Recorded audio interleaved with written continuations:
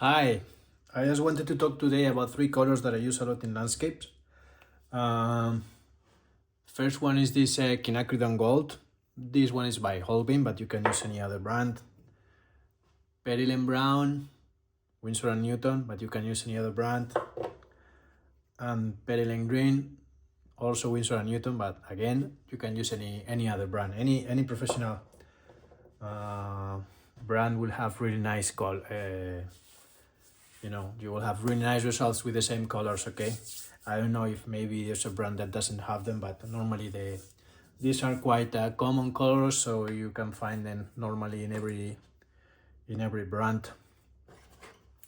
So just wanted to show you quickly how I mix these colors, how I use them in order to create greens and sienas and different colors that I use a lot in landscapes. So I'm just gonna start with Perilyn brown. Perilyn brown, it's a color that tips a little bit red, let's say. It feels kind of red to me. Quinacridone gold, it's a yellow, which is really nice.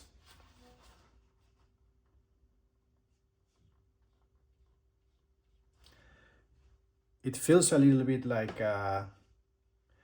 orange, let's say, if you take a look at the area where it's more saturated, but then it kind of when you move it, it goes more and more into the yellow domain. Then we get Perilyn green. This is a dark green, and it's kind of desaturated, let's say. It's not so strong. I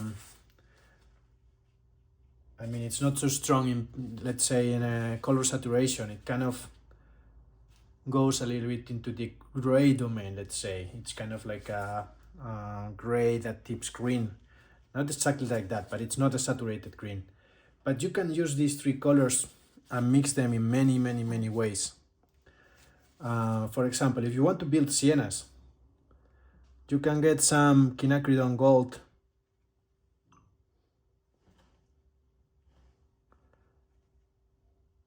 and this Perilyn brown,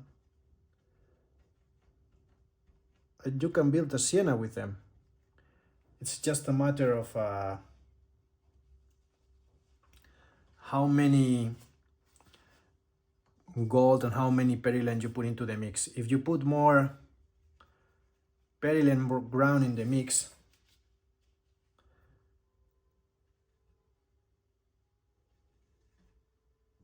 it will tip a little bit, like it will go into the burnt sienna domain, let's say. If you put more yellow in it,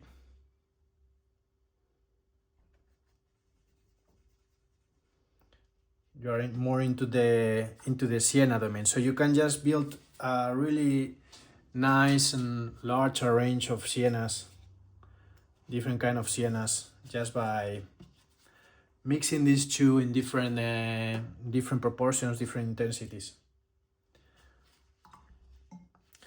Same goes with Perilyn green and quinacridone gold. If we mix some Perilyn green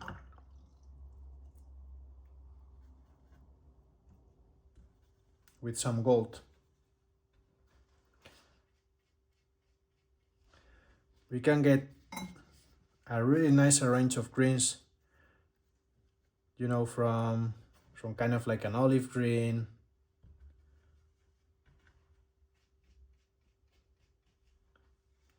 to brighter greens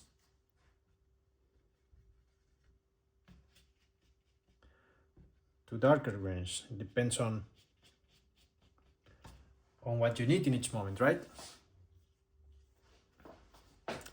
And also, if you need to build a dark brown that you want to use to make a tree trunk or something like that, if you mix perylene brown and the perylene green, you get really nice browns. You can go as dark as you want. It's just a matter of adding more pigment into the mix, right? You get this kind of sepia like.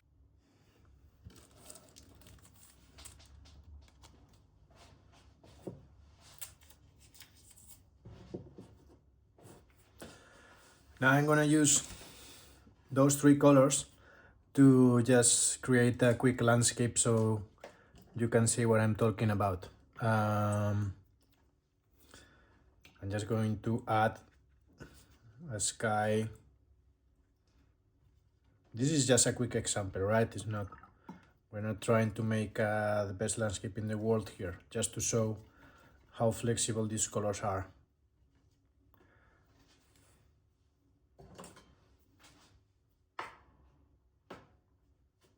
So let's say that the ground is here more or less. Yeah, something like that. Maybe there's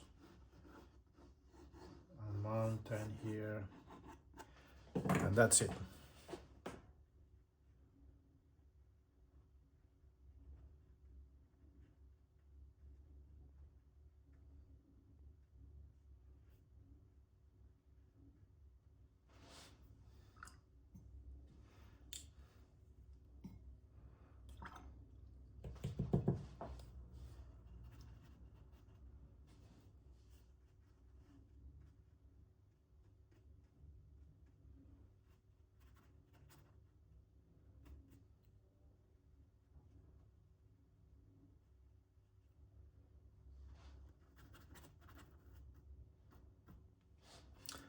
I'm just trying to build a really simple cloudy landscape.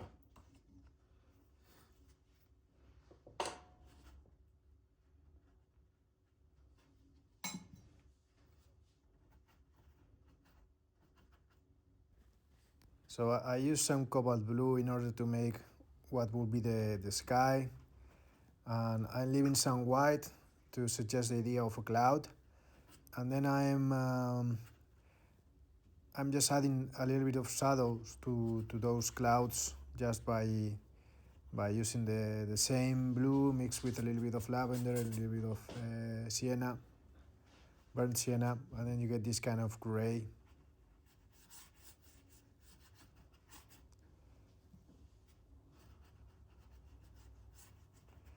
More or less, I'm basically wetting the paper with dirty water, basically.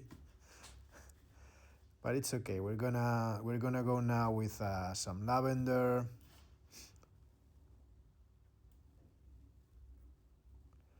I use some isoanilene yellow sometimes to make this kind of warm grays, which work great with shadows.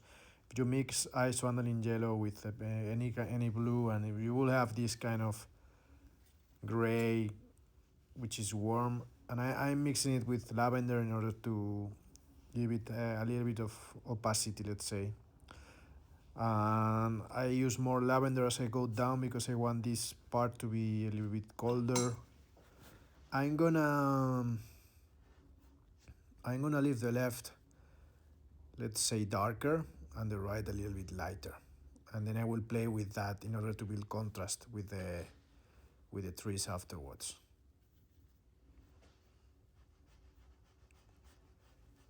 We're making this up as we go.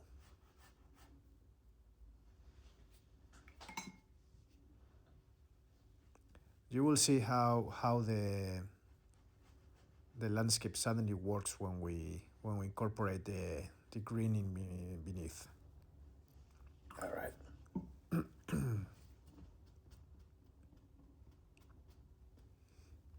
For the ground, I'm going to use the three colors that I told you about before.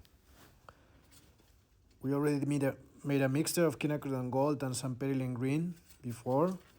So we're going to use light green for the further part of the landscape in order to build contrast with the darkest cloud, like that. And then as we move down, I'm gonna kind of warm up the mixture a little bit.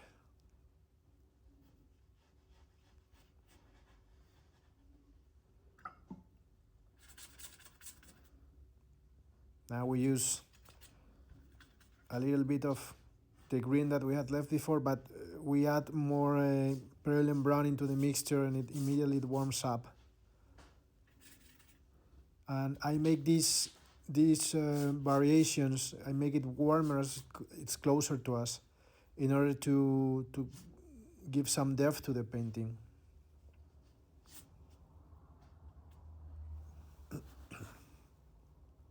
This is just a quick impression, right? I just want to show you how this color works so nicely together.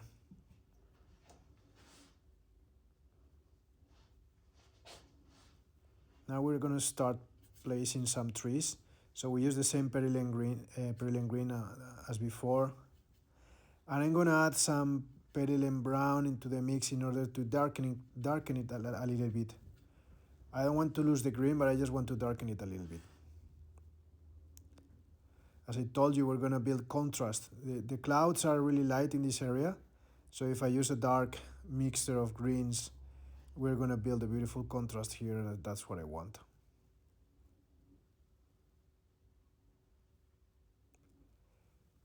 The paper is still wet where I place the ground, so some of this paint will just bleed downwards, and it will create really nice effects.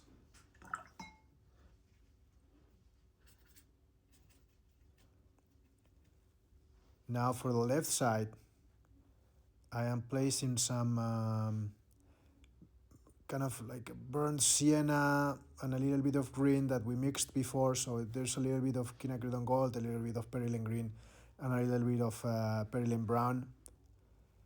And this kind of orange mix will pop up because there's a purple background behind, right? We use the lavender for the cloud, so these colors work well together. They build contrast between each other, and that's why they pop up, let's say.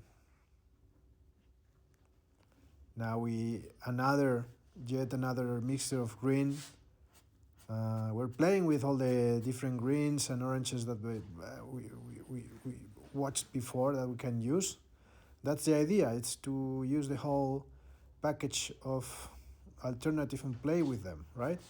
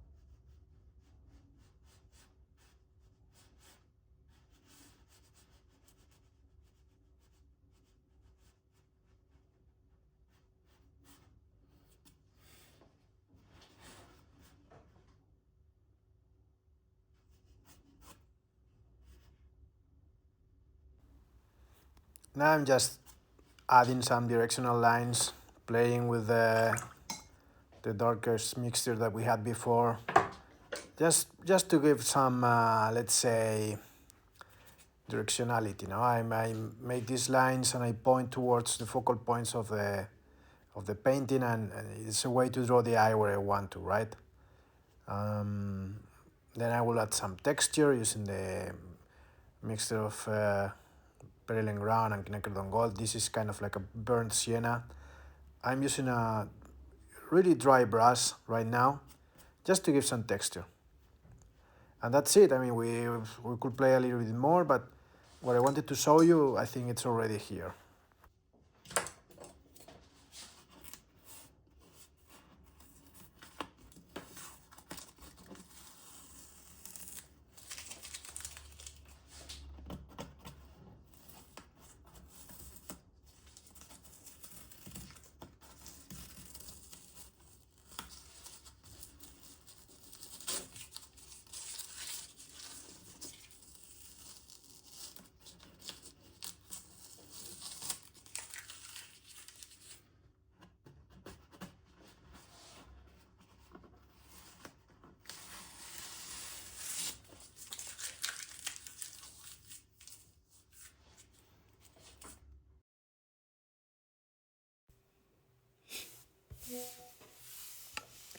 All right, so it's done.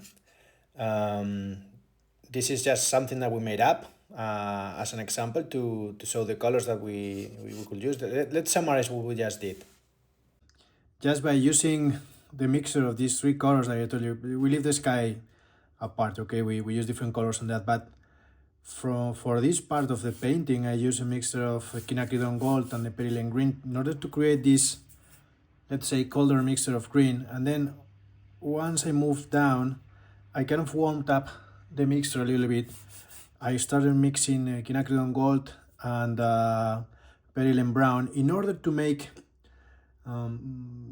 this was warmer, so we can give depth to the painting, right? And then just see that the trees are just kind of used a mixture of sometimes pure perylene green, sometimes mixed with a little bit of quinacridone gold, and some other places I mixed it with or I even used the perylene brown burnt sienna mixture that we prepared before, just to give a little bit of variety to this to the greens that I'm using, you know. So just bear that in mind. With a few colors, you can make a lot of things.